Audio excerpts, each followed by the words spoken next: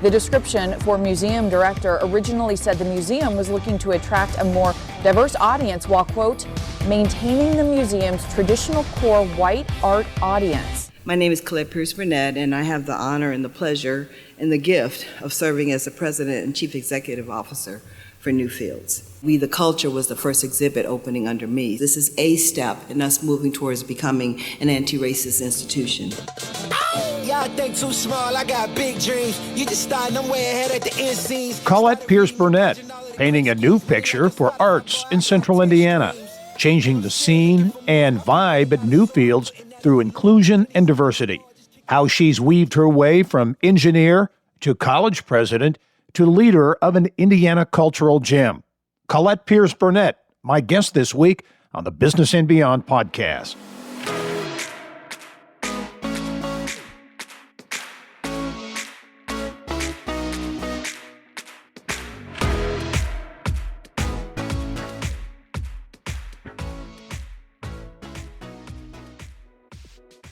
Hello and welcome to the Business and Beyond podcast presented by PNC.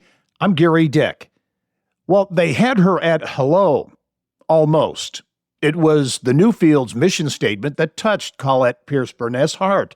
That part about the Museum of Art moving forward to be more diverse and inclusive made Colette think maybe she could make a go of it in the world of art. A bold jump for a Midwest-educated Black woman with a degree in engineering, vast experience in corporate America, and serving as president and CEO at Houston-Tillotson University in Austin. Running the show at a major art institution never crossed her mind until Newfields came calling. And I am pleased to be joined on the Business and Beyond podcast by Colette Pierce Burnette, the president and CEO of Newfields here in Indianapolis. Colette, thanks for joining me. Thank you. It's a pleasure. Thank you for having me. Yeah. Well, you've been on the job a few months now, since August 1. You came to Indianapolis from Austin, Texas, where you've had a very storied career in education. You most recently were president and CEO of Houston-Tillotson University, a historically Black university in Austin. As I understand it, you had retired from that position and you stayed retired for a whole month, right? How did the opportunity here in Indianapolis, you learn about it, and how did that all come together? Almost a year ago now, I announced my retirement from the university a year out to give the institution, time to do a search. And a very long story short, I was having dinner with a very dear friend of mine, and she asked me, well, what are you going to do next? And I knew I wanted to do something next, but I didn't have words around what it was. So she recommended that I have a conversation with someone who's actually like an executive coach type person to help you think through where your passions are, et cetera. So that person was affiliated with Korn Ferry, who was doing the search for the president and CEO of Newfields. So she said, I think we have a job. I got a call and she said, I think we have a job that you would be perfect for. And that's how I found out about the position. So I was still presidenting at that time. So Newfields needed me to start obviously as soon as possible. So they accommodated my 31 days of retirement from at least for me to be able to de-stress a little bit from the university presidency and then wind up to be here. And I'm super excited about this opportunity. What attracted you to this job? When I first read the position description and I saw art museum as a part of it, my first reaction was, no, that's not something that my skills don't lead to that. And I shared that with Korn Ferry, and they were insistent that we would be hiring a director of the art museum and that there is a director of the garden in place. They were looking for a president of Newfields, a cultural institution, and universities are cultural institutions. Mm-hmm. I knew nothing about the position description or anything because that was not my world. And my son is an art aficionado. So I got interested in the position because it was a cultural. So I started looking at it through a different lens. Mm-hmm. And my mother is in Dayton and it was in Indianapolis. So I was like, I was trying to get closer to quote home. I'm from Cleveland. Uh-huh. And so my son, who is an art museum aficionado, I told him I'm applying for a position that has an art museum on the grounds in Indianapolis. And he said, Mom, what's it called? And I said, Newfields. And he said, Mom, they were in the New York Times. And I was like, oh, that's impressive. And he said, let me send you the article. When I read that, it made the position more attractive to me because I have such a passion for equity and justice and education as the great equalizer. So I saw this as such an opportunity for Newfields to do some really wonderful things it's just a magical place. Yeah, you mentioned the New York Times article. Your hiring came in the wake of what was really a controversy at Newfields, a job posting that referenced the museum's, quote, core white audience that really did spark outrage both inside and outside the museum. It led to the resignation of Newfield's president and CEO at the time. And as you just said, that is something that maybe you would think would maybe scare some people away from the job. This is something that was one of the things that attracted you to it. It did, definitely. It's where my professional passion and my personal passions intersect. And that's a blessing. That's a gift to be able to do something. And we're on a march to being an anti-racist institution. I don't believe that Newfields is a racist institution by any means. There are such wonderful, beautiful people who work here, but we have some work to do when it comes to how we show up in the community and how we address that.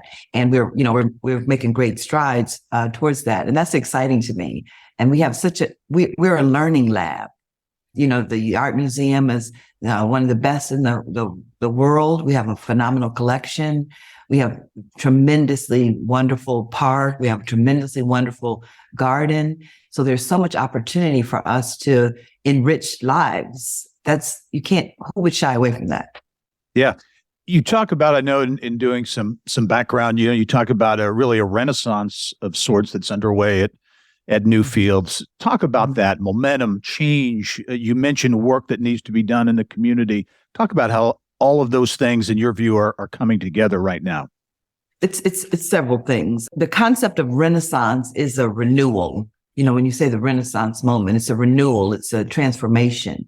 And how we look at, once again, how we show up in the community, the conversations that we have around art, who the artists are that we have. We've been intentionally trying to get more people of color and more women, all kinds of people, artists, to have their work shown here.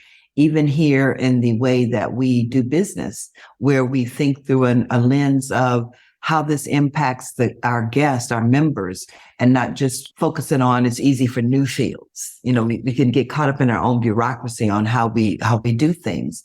So those are all Renaissance moments. They're transformation. We're refreshing our American Art Gallery, which I'm super excited about, which opens in April. So we're going to refresh the American Art Gallery to show American art through many lenses. Spoken word, historical perspectives, talking about sacred spaces, all those things that we don't traditionally have. And tradition is a big word, but things that we don't traditionally do as how we show up in our exhibits. Even though we, the culture exhibit, it was something very new to focus on the 18 Art Collective. The collective itself in partnership with Gang. That was really transformational for Newfields. And I just happened to be the person that it opened up under my watch, which is not a coincidence. Andrew Young says coincidences are God's way of remaining anonymous. So it was not a coincidence that was my first exhibit to open up under me, under my leadership. But so it was kind of full circle for me because we get to do something that makes people think. And we don't want to tell people what to think, but art gives you an opportunity to reflect, and we tell people what to think about.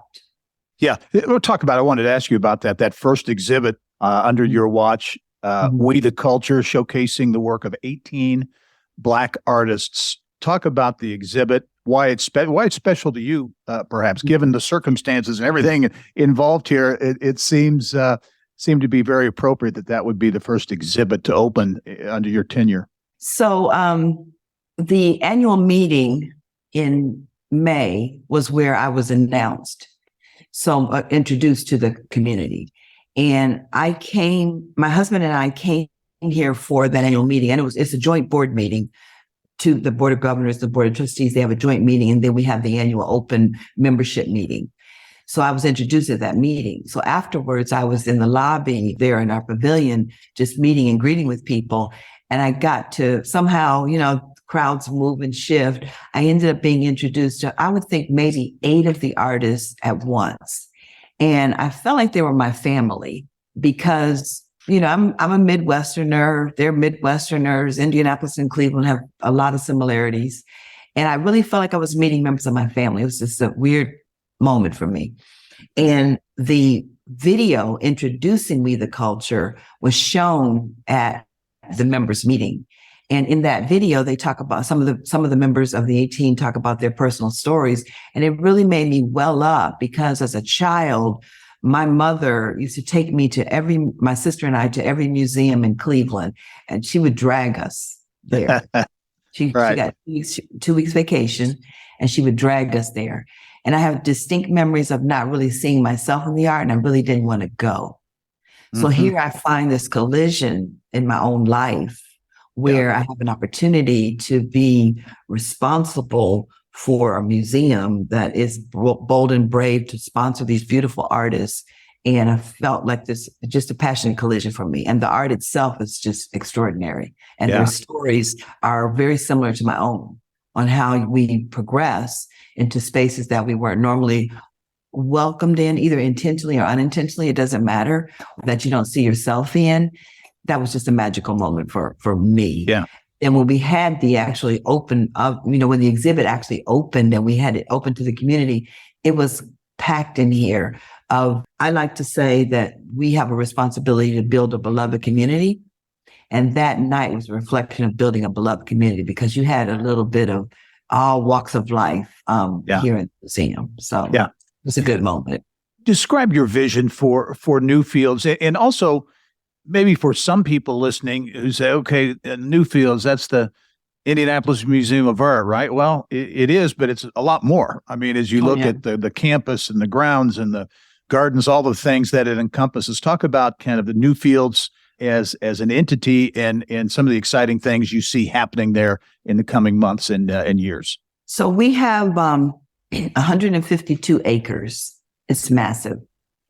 And the park is like 90 something plus park space, which is free and open to the public. And as we will be putting more public art there in the park for people the Virginia Beach Fairbanks Park, for people to appreciate and enjoy. And then we have the gardens, which are just extraordinary in and of themselves. And nature is art. Nature is probably the most massive artist that we know in God's beautiful world. And then we have the Indianapolis Museum of Art. So those 3 components make up Newfields. So I'm the president and CEO of Newfields. So when people ask me about my vision, it's very, very simple. My vision is for us to continue to execute the mission.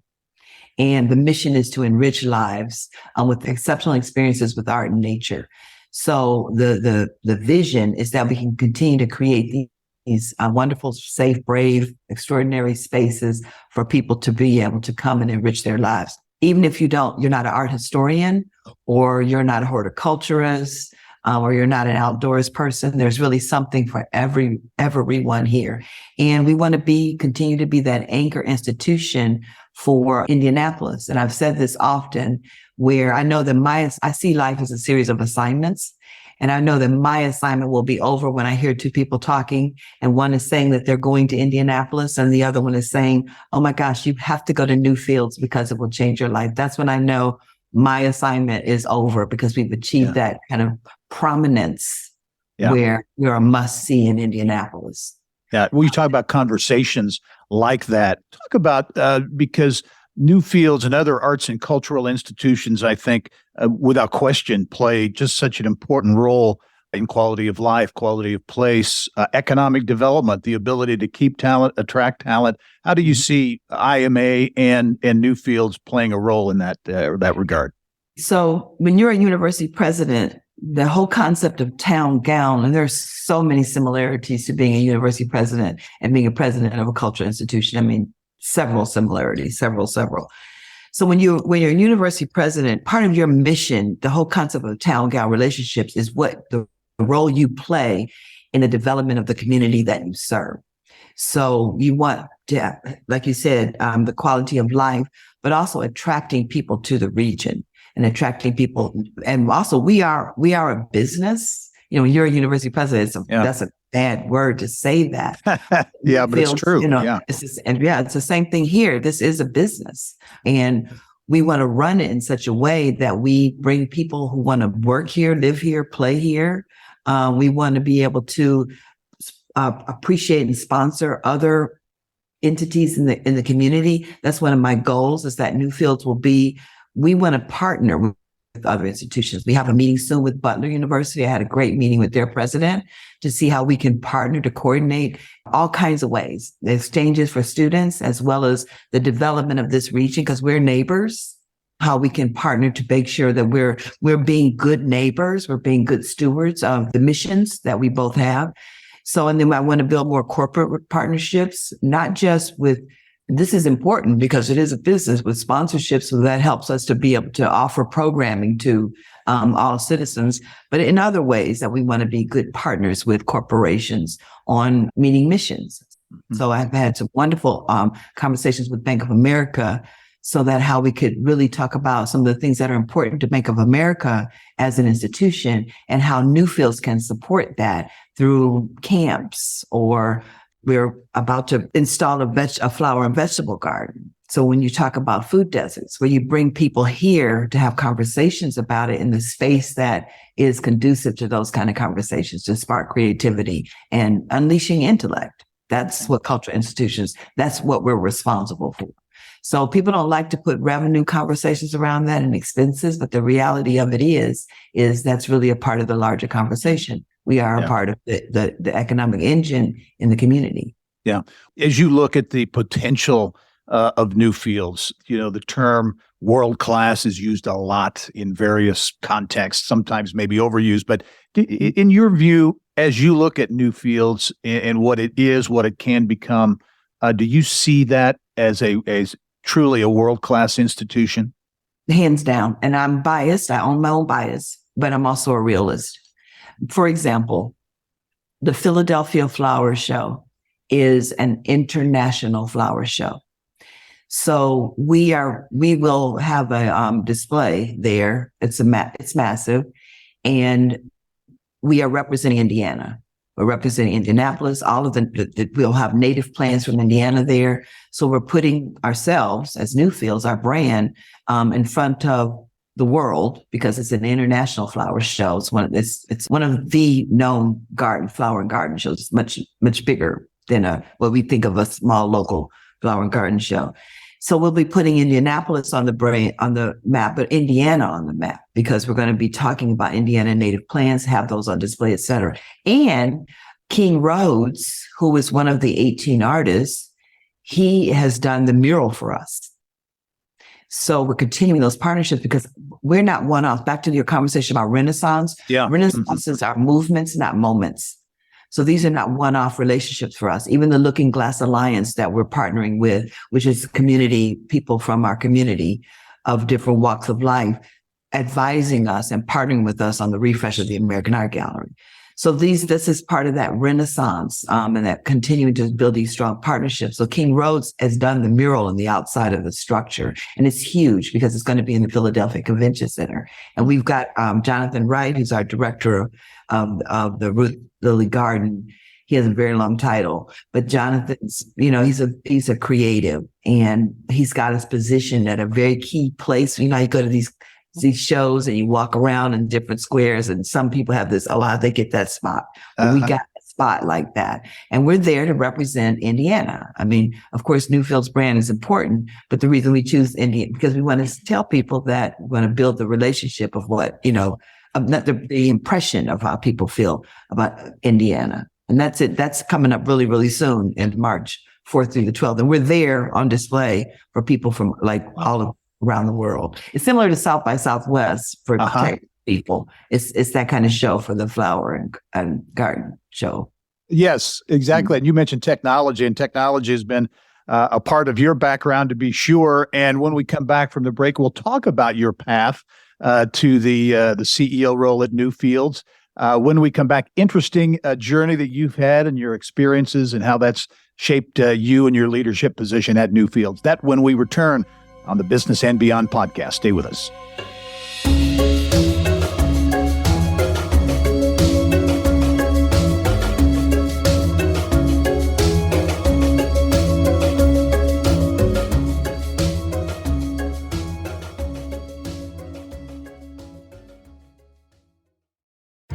At PNC Bank, we're committed to making a difference in the lives of our customers and communities by helping them move forward financially.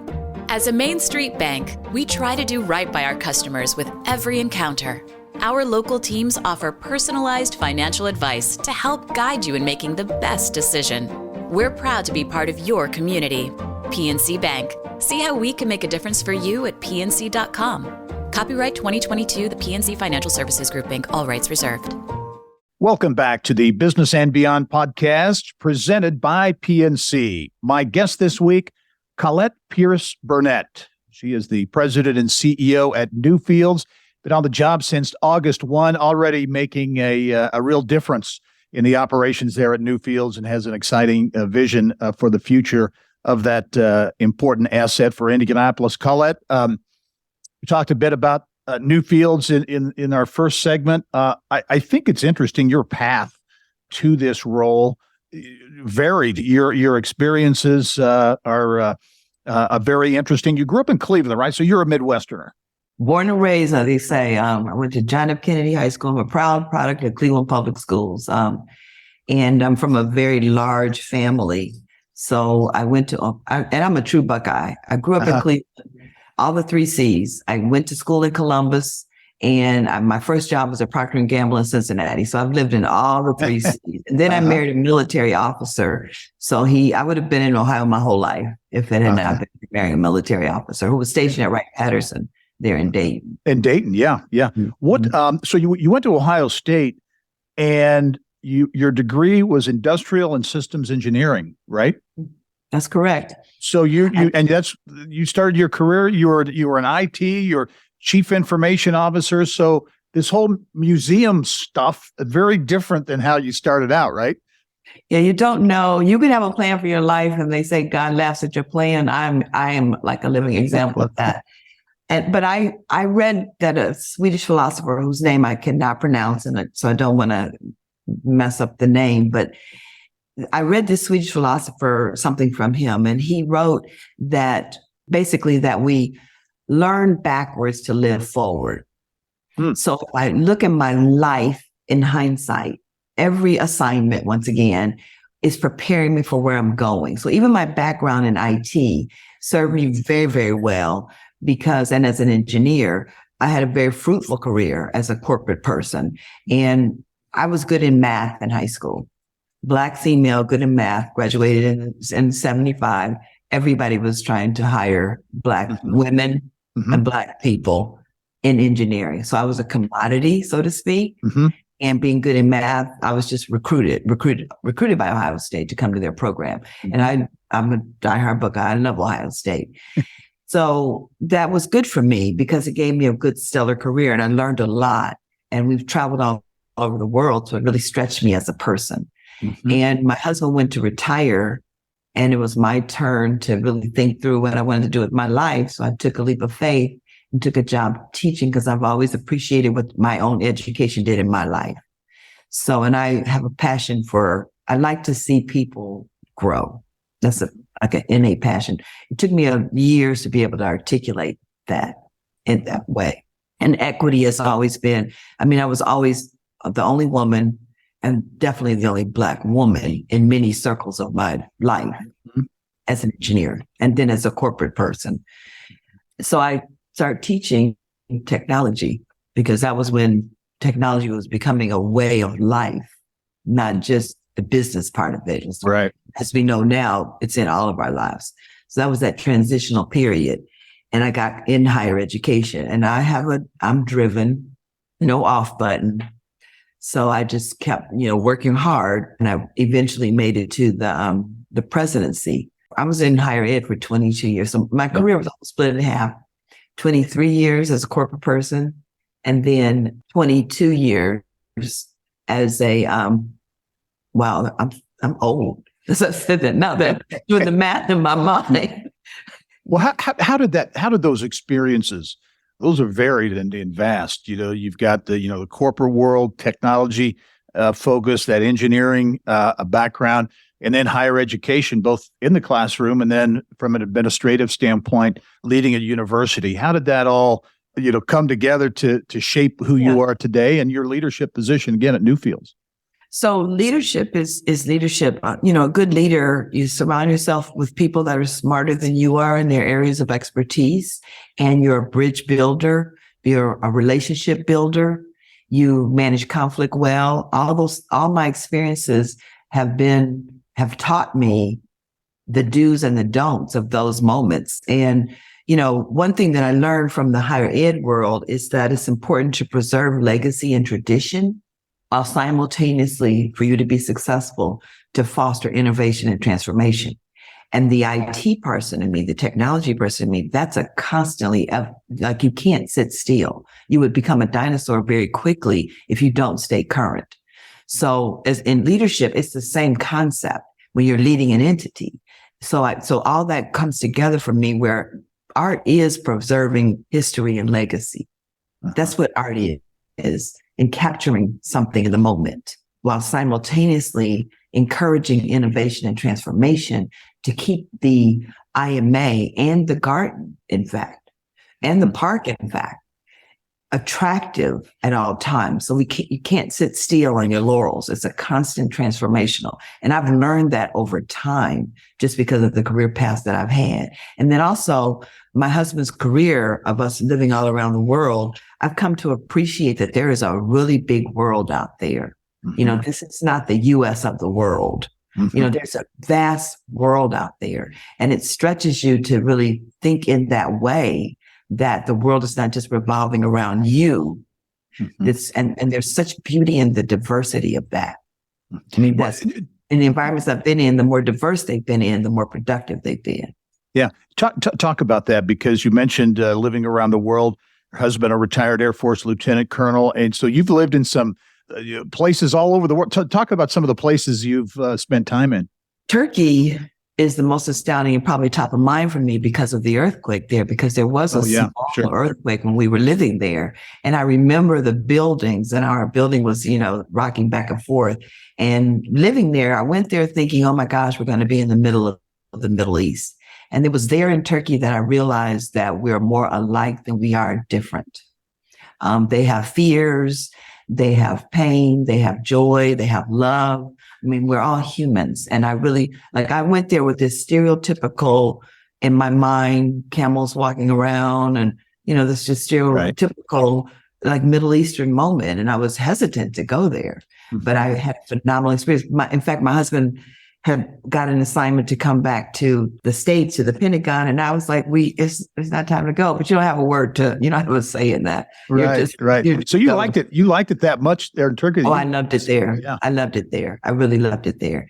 And then Germany, both East and West Germany, I really got to see the difference between, now it's Germany, but the difference between the East and the West. We were never stationed in Asia. Well, Turkey is the only country that goes in Asia and Europe, but we were never stationed in Asia. And also I spent some time in Kazakhstan through my, getting my doctorate.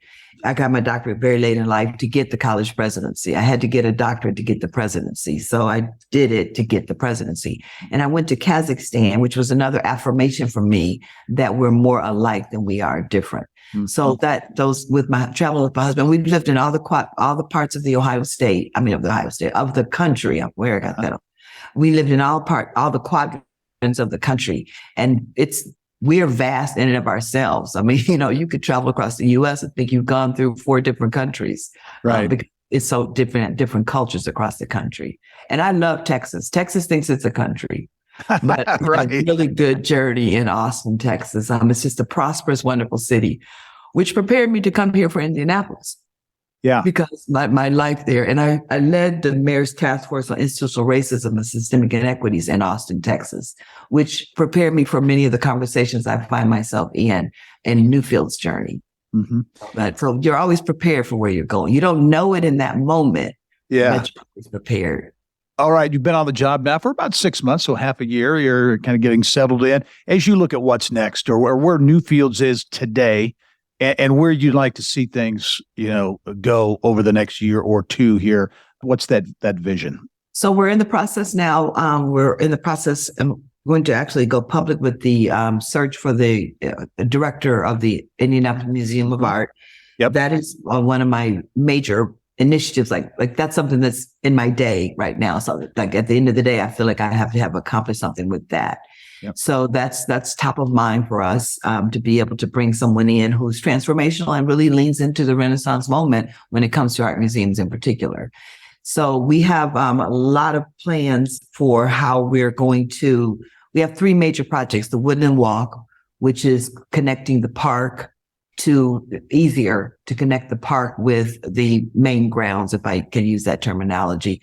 Our vegetable and flower garden that I spoke of earlier, and then our children's garden, which I'm very, very excited about. We will be building a children's garden. So those 3, and of course the art that's going into the installations that will be going into the Virginia B. Fairbanks Park. So those are all major. Those in and of them, one of those alone is small. I mean, it's big, but all of those are happening together for Newfields across the board. We have a lot of moving parts here. So my vision will be, we will be successful when those 3 things are behind us, and then we continue on with our master planning.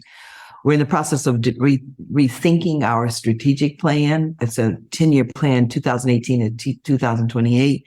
So we're going to be putting more meat on the bones of that, with this in mind of us becoming, this march towards becoming an anti-racist institution, to use that word, and to continue to blend art and nature for enriching experiences. That's the mission. That's what the board hired me to do, is to execute the mission. The park opening is in early June. Oh, and the most important thing is we are celebrating our 140th year anniversary.